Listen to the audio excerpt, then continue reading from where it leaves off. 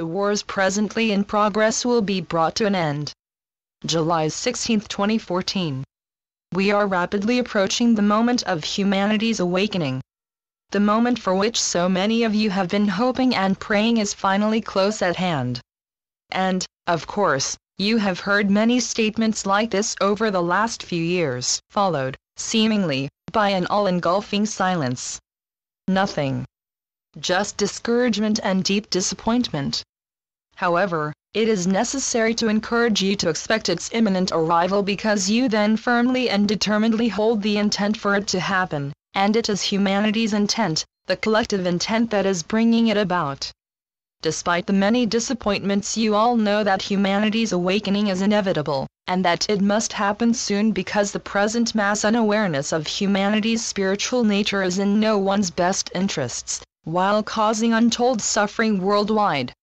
And your knowing, you the way showers and light bearers, has enabled you to remain strong and committed to humanity's awakening despite the long and arduous journey and the many apparent setbacks you have been experiencing as you travel along.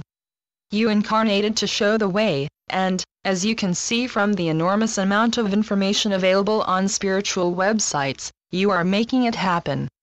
Fantastic progress has been made in the last decade, and there is absolutely no chance of any backsliding. That progress continues to be built on as the foundations upon which the illusion was built crumble irretrievably away. This channel believed that awakening would occur by Christmas 2003.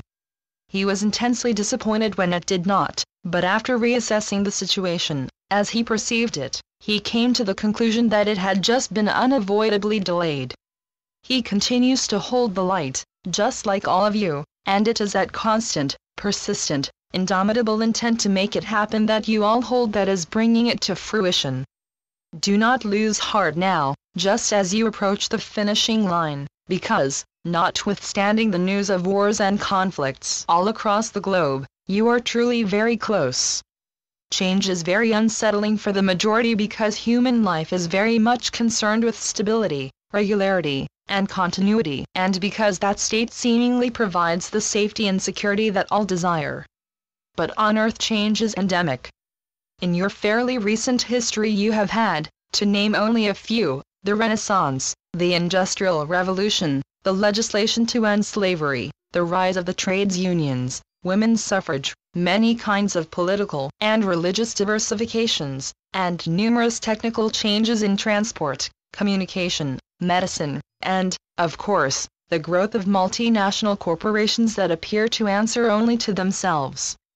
All these changes were extremely disruptive and unsettling in their way, and yet you have learned to live with them and take advantage of the benefits that many of them have introduced. You are now in another period of enormous change, far more intense and disturbing than any that have gone before, and you will survive. Tremendous benefits will result from the ongoing disturbances that, at present, look as though they could lead to some major and possibly catastrophic wars. Yes, your modern technological weapons are insanely powerful, and if used, would bring unconscionable suffering to millions of you. That will not happen. As you have frequently been told by those in the spiritual realms, through the various channels that they use to communicate with you, the time for war is past. Enough of you are fully aware of the disastrous consequences that new wars would have on humanity and the planet to ensure that nowhere on Earth will politicians ever again be given the authority to engage in war. The wars presently in progress will be brought to an end, setting the stage for a worldwide opening of hearts and minds on the scale never before seen or even thought remotely possible. Humanity as a whole is nauseated by the effects of war on your beautiful planet, war that has been a constant companion to life on Earth for eons. In this present age, those who have lost loved ones or seen them severely and permanently injured, either physically or psychologically due to war, no longer see that suffering as a necessary and inevitable sacrifice for the good of a nation to which they owe unconditional allegiance and to ensure peace, because it is now clearly apparent that sacrifices of this nature never result in peace. Maybe temporary ceasefires occur, allowing the warring parties to regroup and re-equip themselves for the next conflict, while political leaders, the intelligence agencies, and the military continue to warn you of the dire threat of terrorist activities to keep you in fear and to ensure that you support them in their constant development of military machinery, and in their attempts to remove ever more of your individual rights and freedoms for your own safety and security. Divide and conquer is a phrase that has been used for eons to delineate the method used by those in power to remain in power, and today the threat of terrorist attack is the current method, as many of you are only too well aware. However, those in power have cried wolf far too often, and their dishonesty and lack of integrity is being increasingly brought to light by many courageous and determined whistleblowers. The attempts by the powers that be to malign, discredit, and smear these honest ones who are disclosing the massive corruption and unconscionable agendas in which they are continuously engaged are failing. As well as a tsunami of love enveloping the world and humanity, there is also a tsunami of disclosure. It has been building in strength and intensity for many decades, and is all set to break and sweep from power those who would hold humanity to ransom in their desperate struggle to retain the power that they believe is their rightful inheritance. The time for self-centered, arrogant, mischievous, and dishonest chiefs and leaders to hold the reins of power over humanity is finished. The revelations of enormous corruption in high places that are now being released in an ongoing flood of previously secret files and documents cannot be suppressed. The truth is out there, and it is being revealed. As further revelations, that to many will be amazing, stunning, unbelievable, of the unconscionable activities and plans of the so-called elite are made public, it is up to you, the light-bearers and way-showers, to focus powerfully and determinedly on being loving in all your thoughts, words, and actions. It would be very easy to fall into fear, horror, and intense anger, as some of these revelations demonstrate how badly you have been misled and deceived. There will possibly be great emotional surges as those who trusted discover the truth, and massive demands for vengeance and the punishment of these corrupt ones may arise. Love is the only way forward.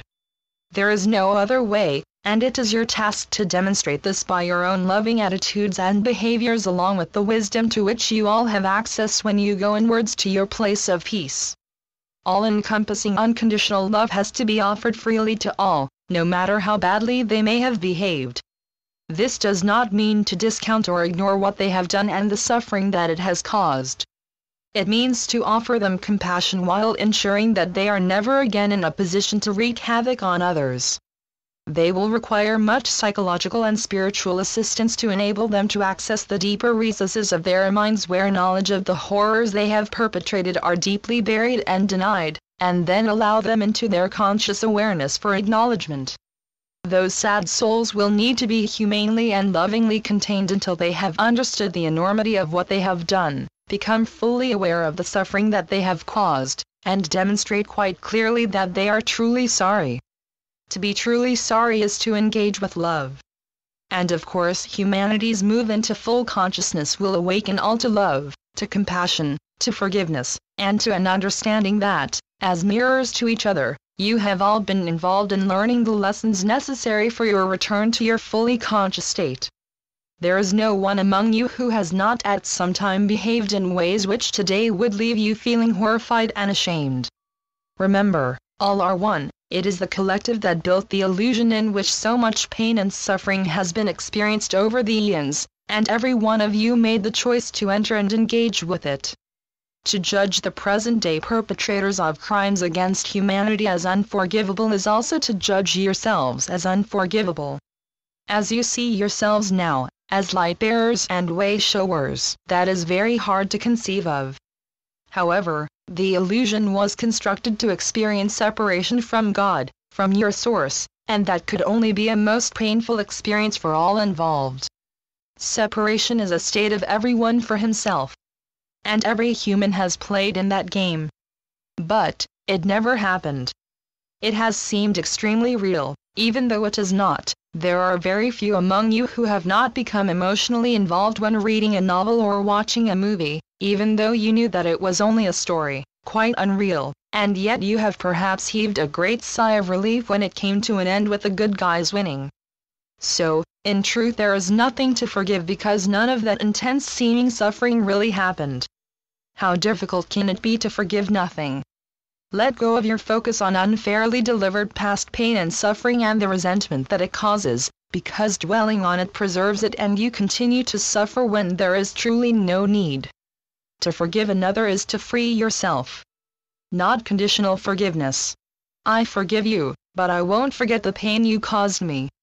Or, I forgive you this time, but if it happens again, watch out. Conditional forgiveness is meaningless. It is a patronizing attempt to lay guilt on another while demonstrating your own sinlessness. Sin is endemic in the illusion, but in reality it does not exist and has never occurred. The time for judgment and its entourage of condemnation, punishment, unforgiveness, and guilt is past, because that locks the entrance to your heart, shutting out the love that surrounds you and would enter to bring you abundant joy. Relax daily into that inner sanctuary that each one of you possesses, and commune freely with those in the spiritual realms who are always with you offering succor, encouragement, and love. Allow the love offered to you to flow freely through you, and delight in the sense of value and self-worth it brings you. That delight, that inestimable joy is God's will for you, and when you awaken, as you soon will, it will be your permanent and eternal state of existence. Your loving brother, Jesus. Channeled by John Smallman. johnsmallman2.wordpress.com